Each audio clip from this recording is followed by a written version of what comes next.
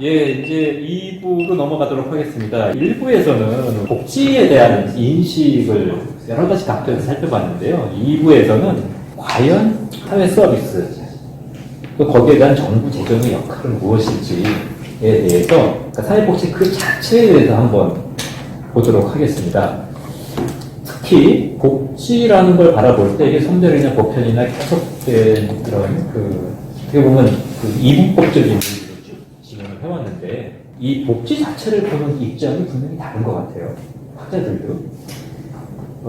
그런 점에서 이 보편복지하고 선별복지에 대한 논쟁을 어떻게 보시는지 저 좀 말씀해 주시죠. 전에 제가 설문을 이렇게 한번 봤는데 저는 모르는 게 이게 요즘 지방재정학자들한테 물었고 지하철 공무원한테 물었는데 거의 반반이에요. 사회복지는 보편이 제가 먼저 말씀드릴게요. 저는 그거는 그렇게 묻는 거는 조금 핀트가 좀 안 맞을 수 있다. 왜냐하면 그게 제도화된 복지를 지향하냐 아니면 자녀적인 중요하지 않는 필요할 때만 제공을 하는 거냐, 흔히 말하는 제도나 자녀적인 제도가 아니냐 이렇게 이제 질문을 하면 대부분 제도가 돼야 된다고 답변이 많아요. 근데 보편이나 선별이냐는 조합을 할 수 있다고 저는 생각해요. 모든 나라가 다 그렇게 하지 모든 서비스를 보편으로 가야 된다? 아니면 선별이 맞다 이렇게 하지는 않습니다. 상황에 따라서 예를 들어서 저출산이 문제일 때는 출산은 거의 보편으로 간다고 그러죠. 인구가 많으면 거기도 선별로 갑니다. 상황에 따라 바뀔 수 있는 조합이라고 저는 생각하거든요. 그래서 그거에 이쪽 근데 이제 대부분은 시대가 바뀌면서 제도화돼야 되기 때문에 복지 제도는 보편적으로 지향할 것이다 그런 대부분 수긍하지만 보편으로 모든 제도가 가야 된다고 생각하지는 않습니다. 그래서 사회 서비스 분야가 특히 그렇다고 저는 보는데요. 그래서 조합을 잘 짜서 제도 설계를 잘해서 조금 더 재정도 효율적으로 운영이 되면서 이제 국민들의 수요를 욕구를 충족할 수 있다면 저는 뭐 그게 최선의 답이지 보편을 지향하는 건 맞지만 보편으로 가야 된다는 모든 제도가 이렇게 이야기하는 건 조금 저는 아닌 것 같아요. 그래서 아마 그런 답변 지금 말씀처럼 이거 뭐 다 보편으로 가자는 거야. 나는 그 생각은 아닌데 하면 거기다 체크를 안 하신 분들이 있고 큰 흐름이 보편으로 가는 게 맞다고 생각하시는 분들은 아마 보편에 답을 하지 않았을까. 저는 그렇게 해석을 했습니다. 근데 비중의 차이는 있겠네요. 예, 지금 뭐 성향은 대부분 다 보편으로 가는데요. 모든 프로그램을 보편으로 가야 된다고 주장하지 않습니다. 상황에 따라 분명히 다른 선택들을 하고 있는 게 분명하고요. 우리도 마찬가지죠. 시범적으로 하는 사업을 다 보편 갈 수는 없지 않습니까? 지금 기초연금을 70%로 가는 게 보편은 아니잖아요. 그죠? 저는 맞다고 보거든요. 그래서 연금을 올리려면 저는 슬라이딩을 선택하더라도 모든 사람에게 40만 원 다 주자 저는 맞지 않아요. 그건 아닌 것 같아요. 경제 사정에 따라 40만 원이 필요하신 분도 있고 어떤 분들은 지금 같은 30만 원 손해들만 제공해도 맞다고 저는 생각하거든요. 근데 우리는 다 40만 원이냐? 다 40만 원이 아니냐? 이 선택만 지금 계속 이야기를 하기 때문에 답이 관리들의 저는 이제 격차냐 다양성이냐 이런 걸로 보는데 그러면 기초연금이나 징계급여가 시골이나 하고 대도시하고는 다를 수도 있어야 되지 않는가 이런 생각도 했었거든요. 근데 똑같이 주니까 지자체 입장에서는 우린 그렇게까지 안 줘도 되는데 왜 복지부는 무조건 주라고 하죠? 공무원들 보수 체계였다래요. 공무원도 전국적으로 똑같습니다. 공무원 똑같아야 되죠. 그것도 아니죠. 그거 똑같은 놈인데. 주거리가 다르니까. 그렇죠. 당연히 아니 예를 들면 전국 남원에 사는 공무원하고 서울시 강남구에 사는 공무원은 다릅니다. 물가 수준이. 그러니까 그 뒤에 들어갈 교육이 다르죠. 그러니까 그걸 차등화한다? 난리 날 겁니다. 복지 급여도 마찬가지입니다. 그러니까 사실은 그 복지 수준, 그러니까 그 선별할 때 그 복지도 마찬가지로 그러면 전국 남원은 조금 좀 후하게 기준이 설정이 될 거고 강남은 굉장히 높게 설정이 될 겁니다. 왜냐하면 그 사람의 소득이나 재산이나 이렇게 그 여건을 봐서 그러면 그것도 당연히 거기 맞게 차등해서 가야 한다고 하는데 너무 복잡해요. 그러니까 그걸 이제 나눴죠. 대, 중, 소, 특례시가 들어와서 특례시를 하나 넣었어요. 그렇게 해가지고 크게 4개로 나눠가지고 하는데 급여는 같습니다. 아무튼 그 소득 수준에서 빼서 차등해서 주는 거니까. 이제 그런데 이제 여기 이제 질문이 이 선별이냐 보편이냐 하는데 이게 이제 학교 회원이나 지자체가 53%, 59% 이제 선별 지속적으로 가야 한다고 했는데 아까 이 교수님도 말씀 주셨지만 이건 앞으로는 이런 질문은 사실 이제 제가 그 청문회나 뭐 국회 출석해서 답변하는 과정이나 했을 때 보수 정부나 혹은 진보 정부나 해서 계속 묻는 질문이에요, 이게. 근데 이거는 이제는 논란이 끝났다고 봐요. 그러니까 이거는 하나로 갈 수 있는 게 아니라 그 제도에 따라서 서로 달리 갈 수밖에 없어요. 그러니까 서로 코끼리를 볼 때 코를 만지고 코끼리다. 다리를 보고 코끼리다. 라고 할 수가 있어요. 이게 선별이냐 보편이냐. 그렇기 때문에 선별과 보편은 이제는 이렇게 믹스되어 있기 때문에 이게 구분하는 데 의미가 없어요. 그러니까 그 제도로 접근을 해야 돼요. 근데 이제 지향점 당연히 선별적으로 가는 데가 분명히 있고 그 다음에 보편적으로 가는 데가 있어요. 그러니까 사람들이 생각할 때 모든 제도가 보편으로 가는 게 아니고 선별로 가면서 보편으로 가는 게 이제 방향인 것 같아요. 그러니까 이 질문이 이제 하면 취약계층만 복지는 우선해야지 라고 하는 그런 쪽으로 선입견이 더 강하게 될 수 있을 거로 생각이 돼요. 그러다 보니까 이제 그러면 이제 우리는 지자체 이것만 할 테니까 나머지는 보편적으로 하는 것은 뭐 정부에서 해라라고 할 수가 있어요. 그러면 이제 지자체가 이 사업을 더 안 할 수도 있어요. 글을 쓸 때 이런 프레임 자체를 쓰면 안 되는 거네요. 그렇죠. 네. 제가 볼 때는 정도로 하셔야 돼요. 맞아요. 네, 벗어나야 같이 돼요. 쓰는 사람은 그냥 선별이다 그러고. 네. 그렇죠. 예, 줄여야 된다는 사람 선별하는 이게 자체가 덧치네요. 그런 걸 하지 말자는 주장도 많이 했죠. 근데 안 받아 언론들이 별로 안 받죠. 재미가 없잖아요. 이건 제가 볼 때는 정치적 구호입니다. 이렇게 내세워야 정치적 구호 혹은 정치적 수상. 그렇죠. 그러니까 저희가 복지부서 오랫동안 있으면서 주로 제가 복지부 처음에 입사했을 때는 주로 이런 선별 복지 하기도 급급했죠. 근데 이제 IMF 딱 터지면서 이게 이제 조금씩 턴이 됐죠. 그렇게 이제 전환이 되면서 이런 복지국가의 모습을 조금씩 갖춰가기 시작한 거죠. 근데 이제 이 보편 복지가 됐던 선별 복지가 됐던 그 대상을 늘리면 늘릴수록 사실 그걸 받는 수급자는 좋아하겠지만 정부로서는 계속 그거에 대한 재정 부담이 늘어날 수밖에 없는 거잖아요. 현재 보면은 지자체 같은 경우는 사회복지비에서 자체 재원 충당하는 건 한 10%밖에 안 되는 사실상 복비로 다 받고 있는 셈인데 이걸 늘리려면 중앙정부 입장에서는 분명히 당연히 기재부에서는 굉장히 싫어하겠죠. 또 국비 사업을 한다고 해도 매칭이 30% 되고 있는데 지방정부 입장에서도 분명히 또 재정 부담이 늘려주는 거에 대해서 또 부정적인 시각을 가질 수밖에 없단 말이죠. 그러면 이건 재정적 시각에서 봤을 때 과연 우리나라에서 현재 수준의 요 재정 부담의 수준이 적정한 건지 아니면 우리가 더 늘려도 부담이 없는 건지 어떻게 판단하시나요?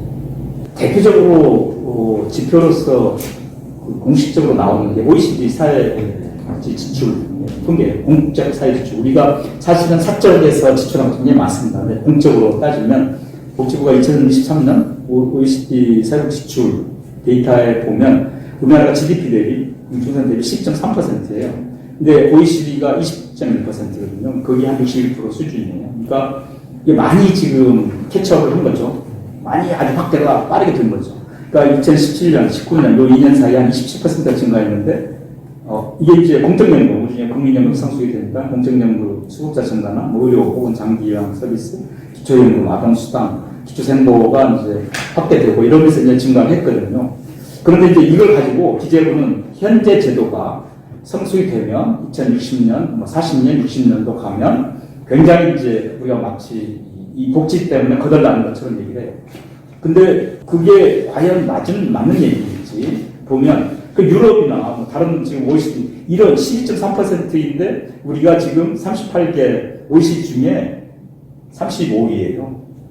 그러니까 멕시코, 칠레, 뭐 이런 나라, 터키 이런 나라 때문에 우리가 그 있어요. 그러니까 우리가 제도가 성숙이 된다고 해도 우리가 이 복지 지출로 해서 이게 뭐 다른 경제 부분에서 크게 부담이 되고 문제가 될까? 저는 그렇게 생각하지 않고요. 복지 부분은 우리가 다른 나라의 그 발전 경로를 봤을 때 이제 우리가 이제 막 틀을 만들어서 시작하는 거예요. 그러니까 조금씩 그 고령화라든지 경제 수준 향상에 따라서 지출은 당연히 늘어날 수밖에 없어요. 그런데 경제적인 문제를 마치 복지 지출로 인해서 경제가 거듭나는 것처럼 얘기를 해요. 저는 완전히 경제학자들이 문제 답이 여기에 사회복지 지출이 있는 게 아니라 경제 구조를 어떻게 바꿔갈 것인지를 고민을 하고 거기에 대한 처방을 내놔야지 왜 복지 지출이 많다고 해서 자꾸 경제가 망한다고 이렇게 돼요. 그건 서유럽을 보거나 보면 북유럽을 보거나 그 나라가 뭐 이를테면 경제 성장률이 좀 떨어지긴 했지만 국민들 입장에서 보면 굉장히 해피하게 살아요. 그게 우리 앞으로 20년, 40년 후의 모습이긴 하지만 우리가 물론 저출생 때문에 이제 그런 성장 동력을 이제 계속 가져갈지 이제 하는데 제가 독일의 이제 연금기관에 가서 이제 이런 연수를 할 때도 그 얘기를 하더라고요. 당신들 이렇게 인구도 줄고 이렇게 하는데 어떻게 그냥 생산성 얘기를 하더라고요. 우리도 마찬가지로 그러면 뭔가 경제적인 데서 우리가 지금 잠재 성장률을 꼭 인구만 있어 찾을 게 아니라 뭔가 기술이랄지 이노베이션, 혁신이랄지 뭔가 이런 게 찾아야 하는데 그 얘기를 안 하고 자꾸 복지출이 많아서 우리 못 살겠다 이래요. 제가 대표적으로 그래서 열받아가지고 한국 경제에서 뭘 했냐면요. 그 애덤 스미스 탄생 300주년 기념 심포지움에서 미국 세인트 존스대 교수가 얘기했어요. 북유럽 과도한 복지로 저성장. 한국만의 모델 만들어요. 한국만의 모델 만드는 건 좋아요. 근데 이게 북유럽이 과도한 복지로 인해서 저성장이냐? 그건 아니고 경제가 발전하다 보면 옛날같이 막 고도 성장 못해요. 저성장이면 다 1% 뭐 많이 성장하는 거예요. 근데 이걸 마치 복지 쪽에서 이런 부담 때문에 경제가 성장 안 한다. 저는 좀 불만이 많습니다. 이것도 우리 학자들이 정말 조심해야 되는 거 아니냐. 저희 설문에도 나왔는데요. 재정 건전성이 그렇게 집착을 해요. 그래서 아니 가계부채는 거의 GDP에 지금 120% 넘어섰어요. 국가부채는 40% 넘어서 아니 자기 빚진 거 걱정하지 왜 나라 빚지는 거 그 지돈도 아닌데 걱정하냐고. 그럼 가계부채는 내가 빚진 거거든요. 정부가 돈 안 쓰니까 내가 빚지는 거예요. 그러니까 이런 거 복지가 아니기 때문에 내가 빚져 있는데 남 걱정을 하고 있어요. 맞아요. 국민들 이것도 굉장히 큰 인식에 지금 덫에 딱 걸리는 거 아닌가. 국민들이 그런 생각하는지는 잘 모르겠고요. 저도 동의하는데 이런 걸 우선 생각합니다. 뭐 어디까지 우리가 복지 보장을 해야 되냐면 여러 방식이 있지 않습니까? 사실은 이제 우리 지방재정 이야기를 하기 때문에 사회보험 이야기는 지금 안 하고 있잖아요. 근데 만약에 기초연금이나 사회서비스도 이제 학자들이 주장할 때는 사회보험의 형태로 하면 어떻겠냐는 이야기를 해요. 일방적으로 지방정부의 그 부담을 개선드리는 방식보다도 보편적으로 정말 필요한 서비스다 그러면 그것도 사회보험 형식으로 고민할 수 있거든요. 그러니까 우리나라에 돈이 없다 그러는데 그러면 국민연금에 지금 쌓여있는 돈이 얼마입니까? 그것도 좀 이해가 안 가요. 뭐 생각을 해볼 수 없을 정도의 돈이 지금 있는지 모르지만 쌓여있잖아요, 사실은. 지금 그 기금이 많잖아요. 국민연금은 기재부동 같은데요? 복지부동. 아니, 근데 아닙니다. 그렇지 않아요. 기재부도 아니에요. 네. 근데 복지부돈도 아니에요. 기재부는 자기들 돈이라고. 아니에요. 근데 그 기금을 좀 생산적인데 활용할 수 있는 방법을 좀 모색해야 되는, 왜냐하면 30년, 40년 뒤에 나갈 거기 때문에 이 돈은 지금 고이 모셔놓고 있자. 이게 경제적으로 맞는 논리인지 잘 모르겠어요. 그 엄청난 돈을 쓰지 않고 한쪽에서는 돈이 없어서 지금 말씀처럼 가계빚이 저렇게 늘어나고 있는데 가계들이 다 내려앉고 나서 그 돈 나중에 놔두면 뭐 할 겁니까? 그거는 절대로 건드리면 안 되는 것처럼, 왜냐하면 이미 선진국은 그 기금이다 아시는 것처럼 매년마다 지금 적립식을 이미 포기하고 부가식으로 이제 임금제도를 운영 다 하고 있거든요. 문제없이 운영하고 있습니다. 우리가 20, 30년 뒤에 망한다 그러지만 사실은 그 시대에 맞춰서 운영하고 있는데 그때 나중에 망할 거니까 지금 있는 거대한 돈을 우리가 활용을 안 하고 그냥 고이 모셔놓고 있자는 게 저는 맞는 논리인데 한국에 돈이 진짜 없나? 이런 질문을 해보는 거예요. 잠깐 어떠세요? 정말 그 국민연금 기금 활용 문제는 굉장히 아주 뜨거운 과제입니다. 그리고 이건 국민들께서 이렇게 위임을 맡겨놓은 돈이에요. 자기의 노후에 대해서. 그렇기 때문에 그걸 이건 지금은 이제 투자를 해서 뭐 주식이든 대체 투자든 해가지고 적정 수익률을 내면서 이제 그걸 급여하고 있죠. 그게 이제 점차 이렇게 급여 수급자가 늘어나면 어느 순간에 가면 이제 그게 제로가 되는 거죠. 이제 근데 그 사이에 그러면 이걸 가지고 좀 활용해보자라고 하는 게 이제 경제 쪽 시각이 있고 또 복지 쪽에서도 이걸 조금 활용해서 복지 쪽에 투자를 하자라고 하는데 상당히 그 부분은 국민적 합의가 돼야 돼요. 근데 국민적으로 합의를 이루기가 쉽지가 않아요. 그 부분. 그래서 그 부분은 좀. 근데 사실은 국민적 합의라는 걸 누가 검증을 해줄 수 있나요? 국회가 거기까지 해야 되나? 언론에서 난리 나잖아요. 네, 아니 그리고 그건 조사해보면 나와요. 조사해보면 국민들이 그냥 뭐 쓰자라고 하는 데에서 동의해주는 사람들이 아주 적어요. 그 팩트 자체를 국민들이 얼마나 정확히 알까 하는 생각도 좀 들거든요. 그래서 기금 고갈된다는 이야기를 자꾸 전화하는 거는 굉장히 제가 볼 때는 음모론으로 봅니다. 그건 아닌 것 같아요. 그건 그렇죠. 30년 뒤의 이야기예요. 근데 그 이야기를 지금 계속 하면서 가계부채나 국민들이 힘들어하는 부분은 그건 알아서 그냥 니들이 책임지고 살고 3, 40년에 고갈되니 이건 손대지 마라. 좀 이상한 논리 아닌가요? 우리가 그러니까 그게 그 말씀하신 대로 이게 선진국들도 그 적립 방식으로 가다가 나중에는 이제 포기하고 부가 방식으로 가는 루트를 밟은 것을 알려줄 필요도 있는 것 같습니다. 그러니까 정말 협박할 것이 아니고 마지막에는 그렇게 전환해서 이제 하는 수밖에 없고 선진국도 그런 경우를 밟았고요. 그러니까 그게 연장에 대한 방식으로 내한테 얘기를 해줘야 하는데 지금은 경착륙이에요.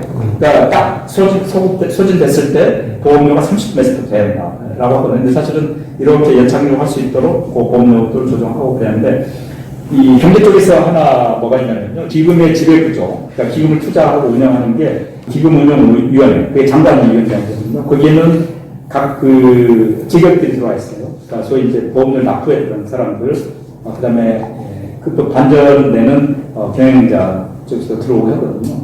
그리고 거기에서 지침이 결정이 되면 국민연금 기금본부, 운영본부에서 하거든요. 그러니까 이제 다른 나라처럼 기금운용위원회에서 결정할 게 아니라 별도의 그 투자공사를 만들어서 하자. 이제 경제 쪽의 시각은 그래요. 그러면 훨씬 더 공격적으로 투자할 수 있다라고 하는데 이제 국민연금의 원래 법적인 성격이 그런 안정성을 갖추면서 이제 그런 수익도 이렇게 내도를 해놨기 때문에 수익 위주로 가는 것은 이제 상당히 또 위험해질 수도 있어요. 경기라는 게 어떻게 될지 모르기 때문에 이제 그런 부분에서 그 부분은 아무튼 이 주제하고는 좀 관계는 없지만 논란이 굉장히 많습니다. 저희는 복지로 넘어가는 끝도 없고요. 저희 다시 또 지방재정으로 들어왔어요. 제가 좀 궁금한 게 이런 거죠. 기초연금은 자치구는 국이 3%밖에 안 돼요. 실제로. 그런데 기초연금 때문에 지방재정 거덜난다 이렇게 하면 이해가 안 되는 거죠. 그러니까 사회복지 쪽에 기준 보조율이 복지 쪽은 거의 70% 주거든요. 그러니까 굉장히 많이 주는 겁니다, 실제로. 그런데도 복지가 지방재정 압박의 원인이다. 이런 복지부 입장에서는 굉장히 좀 억울하신 것 같아요. 억울하죠. 그러니까 우리 자치학을 전공하신 분들이 확실하게 얘기해줘요. 시군의 종합행정하는 것과 구는 집행행정하는 건 완전히 다르다. 국민들 입장에서 보면 당연히 할 일이에요. 근데 이제 다른 구청장 입장에서는 다른 일을 하고 싶은 거죠. 아까 말씀하신 정부는요, 전체 지출의 70%가 복지인데, 구비가 3%밖에 안 들어가요. 중앙하고 부산시는 다 구비 자체가 그 자기 지역에 들어간 구비 내는 게요. 그러니까, 그런데도 복지 때문에 조정을 못하겠다 그러면. 근데 이제 그 전체 복지 지출 중에 그거 다 포함해가지고 들어갈 테니까. 말씀하셨듯이 그 시군하고 구는 재정 구조가 다르지 않습니까? 세입 구조도 다르고 그걸 감안해야 되는데 일부에서는 시군구 통처받고 그 점은 잘못된 거죠. 모르겠습니다. 재정에도 복지를 전달하는 구조를 생각해 보면 지금의 행정체제가 맞냐라는 질문을 안 할 수가 없죠. 그렇죠. 그 부분을 말씀하신 것처럼. 예를 들어서 광역의 역할은 뭐냐? 서울시와 경기도는 분명히 다를 텐데요. 경기도만 예를 들어 제가 지켜보면 거의 사실은 경기도가 어떤 역할을 하냐면 복지부의 사회 지침을 받아서 시구에 전달하는 그리고 이제 보조율을 결정하죠. 근데 지금은 경기도 권내에 있는 시군들은 불만이 많아요. 거의 전체 한 10% 정도? 도가 지금 부담하는 게 그 정도 돼요. 거의 최하. 그래서 재정 여력이 많은 시는 안 받습니다. 지금 동탄을 끼고 있는 화성시 같은 경우 내년에 특례시 된다고 그래요. 이런 화성시 인구가 올해 98만 명이에요. 그 동탄 도시 만들어지면서요. 그래서 곧 내년에 본인들 말로는 우리나라의 제일 큰 기초지자체가 될 거다. 그러고 있는데요. 그쪽은 예를 들어서 이제 경기도 사업을 안 합니다. 또 10% 정도 간섭도 한다고. 그럼 과연 그 3단계를 가지고 하는 또 뭐 사회서비스 같은 경우는 또 작은 단위로 서울에 구를 단위로 사업을 하게 하면 우리 이런 것은 자주 강조하는 연령이 너무 적다. 근데 이런 부분에 그 변화는 너무 큰 변화라 기대하기 어려운 건지 아니면 정말 그렇게 한번 변화를 줘야지 여러 가지 지방 재정이든 뭐 사업에 관할하는 권력이든 이런 변화가 좀 효율적으로 가능하지 않을까? 인구 지금 제일 작은 군 같은 경우는 한 6천 명인가요? 경상북도 영양군인가? 울릉도 8,000은 그 특수한. 거기도 모든 복지부 연구를 다 해야 돼. 그래서 그렇게 생각하면 과연 이거 형태로 지방의 어떤 복지 수요를 지금 구조를 가지고 또 재정 문제를 해결하는 게 지혜로운 선택인지 뭐 그런 질문도 한번 드리고. 근데 저희 설문에도 좀 나왔었던 게 있는데, 왜냐면 이제 사회 서비스 쪽으로 보면 생애 주기별 개인 맞춤형, 그건 맞는데, 지역 맞춤형으로 들어가면은 지역의 다양성이 들어가줘야 되거든요. 근데 다들 보면은 복지부 지침 때문에 복지보조사업 실험, 이렇게 나오면, 아, 그럼 복지 자치적으로 사업을 만들면 되지 않느냐. 근데 보면은 지자체, 기초자치단체의 복지 역량은 다 불신하고 있거든요. 응답을. 그렇죠. 그러니까 그럼 복지부가 도대체 지침의 다양성을 어떻게 해줄 수 있는가? 그거를 원하는가? 이것도 굉장히 궁금한 것 같아요. 그래서 좀 냉소적으로 보면은 정말 아무것도 하기 싫은구나. 저희도 지침 안 내리고 싶어요. 그냥 알아서 하기를 원해. 그런데 사건이 터지잖아요, 뭐가? 그러면 국회에서 복지부 보고 당신들 뭐 했어? 지침도 없지. 돈 그렇게 주면서. 그런 케이스가 너무 많아요. 그러니까 사실은 지방의회에서 다뤄져야 할 일들을 국회에서 너무 다뤄줘. 그건 아니거든요. 그러니까 지역에서 무슨 사건 사고가 있었고 무슨 또 갑자기 또 뭐 화성이나 뭐 지역에서 수원에서 갑자기 이렇게 이상하게 해서 또 이렇게 돌아가시고 이렇게 발견되잖아요. 그러면 뭐 했어? 이러거든요. 그 사실 지역 돈은 줬지만 그거의 책임은 지자체에서 알아서 해야 하거든요. 근데 그것도 이제 그러면 같이 합동을 해가지고 조사하고 대책 나오고 그래요. 그래서 그러니까 지방 정부의 그런 역량 뭐 이런 거 그리고 이제 사실은 그 돈을 이제 예를 들면 다 줬다고 하면 전단체에서 작동하게 하는 것은 지자체에서 해야 하거든요. 근데 그런 부분에서 지자체장이 조금 더 관심을 가지면 그게 작동이 되더라고요. 근데 관심을 안 가지면 그냥 뻥뻥 터져요. 이 지자체에서 이렇게 요 사업은 우리는 이렇게 좀 다양성 있게 하겠다고 복지부에 신청을 하면 복지부는 되게 적극적으로 받아주시는 편이에요. 그럼요. 뭐 시범사업을 서울시나 뭐 경기도에서 많이 해요. 그럼 그걸 해서 다른 도에도 한번 런칭을 해보게 하고, 좋다 그러면 국가사업으로 전체를 해가지고 뿌리죠. 통합돌봄도 그렇게 이제 몇 개 지자체, 노인, 장애인 뭐 이런 식으로 정신 뭐 질환 이렇게 해가지고 한번 해보죠. 그리고 결정적으로 지난번 우리가 그 코로나 전국에서도 그런 사례들이 많이 발견됐잖아요. 지방에서부터 다시 국가로 가는. 그러니까 실정에 안 맞는 지침 때문에 일이 안 돼. 그럼 복지부에 가서 물어보면은, 아니, 워낙 요구하지도 않고 자기들이 뭐가 뭔지도 모르면서 우리가 어떻게 맞춰주느냐. 서로 비난만 하고 있어서 제가 볼 때는 정말 일하기 싫어하는구나. 그쪽만 나무랄 건 저는 없다고 생각하는 게 아까 말씀하셨듯이 역으로 아직도 중앙정치가 지방자치를 믿지 못하고 또 키워줄 마음이 없다. 저는 그렇게 판단이 들거든요. 또 국회에서 논의하는 게 국회에서 논의하지 않아야 될 것으로 국회에서 논의하고 있거든요. 그러니까 지방자치의 영역을 계속 풀어주는 게 아니라 쥐고 있는 겁니다. 그러니까 저는 근본적인 질문, 근본적인 문제가 거기 있다고 생각해요. 그래서 이제 복지부서라는 우리 복지부 공무원들이 상당히 힘들어요. 그러니까 사업을 기획을 해가지고 예산을 따고 누구도 와서 해달라는 사람 없었는데 우리 교수님 같은 분들이 도와주죠. 그래서 예산을 확보했어요. 그러면 이제 지자체 내리잖아요. 그리고 그걸 아까 말씀한 대로 그냥 처음에 하기 때문에 그냥 알아서 하겠지라고 하는 게 아니라 지침을 만들어줘야 돼요. 그리고 실제로 이게 성과가 어떻게 되는지를 봐야 이제 우리가 나중에 또 얘기를 할 수 있거든요. 그러니까 이런 과정들이 굉장히 그 미시적으로 다 해야 돼요. 복지 사업이 미시적으로 갈 수밖에 없는데 그걸 그러니까 권한과 책임 뭐 이런 것들 명확하게 해주면 좋죠. 그러니까 복지부 국가 입장에서도 그렇고 지방정부 입장에서도 그렇고 근데 그게 아직은 돈이 나가니까 당연히 지침이 있고 그에 따라서 제대로 사업이 되는지 체감이 되는지까지 봐야 돼요. 그게 이제 복지부 공무원들이 굉장히 힘들어하는 부분이야. 제가 궁금한 건 2005년도에 도입했던 공공교부세가 5년 처음에 한도 도입을 했다. 5년 더 한 거죠? 그래서 15년도에 이제 보통교부세로 넘어갔는데 어찌 보면 그게 시범사업이었잖아요. 그날 넘겨줬을 때 지방이 과연 재정을 얼마나 복지해주면 자유롭게 쓰는지 4억원 67개나 넘어갔으니까. 근데 현장이 넘어가고 몇 년 안 돼서 많은 단체들이 다시 국고 환원해달라고 그렇죠. 그러면 이제 사실은 지방의 재정을 분권의 관점에서 재정을 받기를 원치 않는다 이렇게 해석이 저는 약간 좀 달리 그래요. 해석했어요. 사회복지학자들은 왜 자꾸 복지분권을 글을 안 쓰는가? 지역사회 서비스는 복지분권을 해야 된다고 이야기를 하셨으면 아니 논문에 그래도 이건 지방정부가 책임져야 된다고 자꾸 써야 되는데 국가가 나서야 된다. 그건 또 그래 나오더라고요. 사회서비스원이 전형적이잖아요. 지역이 알아서 하면 되는데 그걸 중앙정부가 다 깔아라 그러니까 이상하게 또 기관도 만들어지고. 그래서 사회복지학회는 어떻게 생각하는지. 사회복지학회는 뭐 중앙정부가 책임을 져야 된다는 게 주류죠.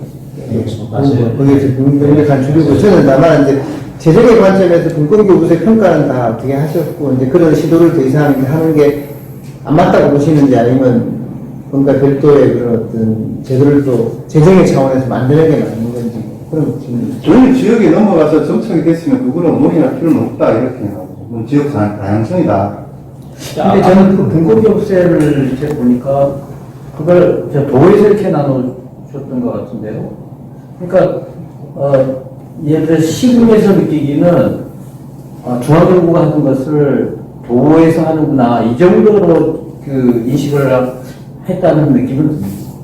그리고 뭐 몇 년 안 해봐서 이게 조금씩 이걸 어떻게 해야 되는지 그 기준도 좀 애매하고 저도 지금 거기 가서 뭐 이렇게 뭐 중간에 잠깐 뭐 평가 이런 것도 해보긴 했는데 저 자신도 이게 뭐 어떻게 판단을 해야 될지 잘 모르겠더라고요. 그러니까 아마 시군은 그런 정도로 생각했을 것 같아요. 중앙정부가 하는 것을 그 아래에서 할 뿐이지 여전히 우리가 핑계를 받는다든지 이렇게 느끼지 않았을까 싶긴 합니다. 그게 이제 그 지자체 입장에서는 통제라고 이제 생각할 수 있는데 이제 우리 입장에서는 사실 기획적인 거거든요. 그 이름도 이렇게 새로 만들고 원래는 보통교부세 바로 가려고 했어요. 근데 이게 지자체별로 상황이 많이 다르기 때문에 이게 가서 어떻게 집행이 될지 그 피해가 지역 주민 그 해당 사업을 수혜를 받고 있는 그 대상자한테 피해를 줄까봐 우리는 그런 이런저런 거에 아주 최소한의 어떻게 보면 뭐 권고 가이드라인이 있죠. 그걸 이제 분권교부세라고 포함을 해가지고 넣었던 거죠. 그거 그냥 한시적으로 하고 그냥 사라지는 걸로. 근데 이제 우리가 그 몇 년 동안 이렇게 지켜본 바에 의하면 처음에 유지하다가 일단 복지 대상자들이 늘어나거나 아니면 단가가 오르거나 그러니까 그전에는 그 국고에서 들어갔던 거 매칭하면 그냥 그거 이렇게 올라서 갔는데 다른 보조 사업들은 계속 올라가는 거예요. 대상자 들고 얘는 쪽으로 드는 거예요. 그러니까 이거 뭐야 이거 부고세를 받았는데 이거 우리가 더 플러스 알파를 해야 하네. 이러니까 이제 이 사업이 쭉 가면서 그냥 흐지부지 되고 대표적으로 뭐 노인 장애인에서 이제 악유가 많았어요. 그 결국은 감사원에서도 문제 있다. 환원해야 한다라고 해가지고 몇 개 사업이 환원이 됐어요. 세개 들어왔죠. 거주시설 그건 사실 어떻게 보면 넘겨서 안 되는 사업들이었죠. 외부수, 이게 재정적으로 외부수익이 굉장히 크거든요. 장애인 이렇게 집단 시설들은 정부에서 다 오는데 특정 군에서 재정을 부담할 수는 없는 거니까. 그 보조사업 넘길 때 사실 지자체에서는 원하는 게 그쪽이 아니었거든요. 아니었죠. 네. 근데 그거는 또 안 넘겨줬어요. 그리고 이쪽으로 어떻게 보면 이건 사업을 딱 구분하기도 쉽고 또 개수도 많이 나오고 하니까 그렇게 결정을 했던 것 같습니다. 그러니까 이제 저도 저렇게 보면 이제 부처 간에 이제 어떤 사업을 넣고 빼고 뭐 이런 게 있고 돈의 규모도 있고 뭐 그렇긴 했는데 이제 복지부 공무원들은 재정 담당하는 데서는 이런 큰 사업들 좀 넘기자. 이건 뭐 지역별로 다 보편적으로 나가는 거니까 굳이 복지부가 관여 안 해도 된다. 그런데 지역에서 혐오하거나 뭐 이런 것들은 복지부가 갖고 같이 하면 된다라고 해서 했는데 반대로 결과 나왔죠. 올해 혐오가 되거나 뭐 이렇게 잘 안 되는 것들은 넘겨버리고 전국적으로 통일하고 있는 것은 그냥 가지고 있게 됐죠. 그래서 마치 사업을 넘기면 내 책임 없어진다 라고 하는 그런 인식들이 복지뿐만 아니라 다른 부처도 다 있어요. 굉장히 빙배했습니다. 네. 그러니까 계속 아웃되는 거예요. 그러니까 사실은 그런 거 하면서 국가와 지자체 간에 무슨 협약을 맺어가지고 업무 성과 협약을 냈든지 그래가지고 이런 것에 서 그러면 최종 해석을 들면 뭐 소득 수준이든 뭐든 이렇게 쭉 그 지표를 가지고 평가를 하면 되거든요. 근데 우리는 아직 그런 데 익숙하지가 않아요. 그러니까 그렇게 갔으면 좀 낫지 않았을까 그런 생각도 듭니다. 앞으로의 이런 복지 사업을 국가와 지방이 기능 역할을 분담한다면 결국 그런 식으로 가야 할 것 같아요. 2부 마무리하시죠. 이 부분은 여기까지 네. 복지 논쟁 마무리를 할까요? 네. 예, 뭐, 여러 가지 얘기를 저희가 정말 중요한 얘기를 또 많이 한 것 같아요. 지금까지 한 얘기, 이제 2부에서 다 논의가 됐고요. 요걸 바탕으로 이제 우리가 3부로 넘어가서 이 재정 관계, 중앙과 지방 간의 이 관계에 대해서, 거버넌스에 대해서 마지막으로 짚어보도록 하겠습니다.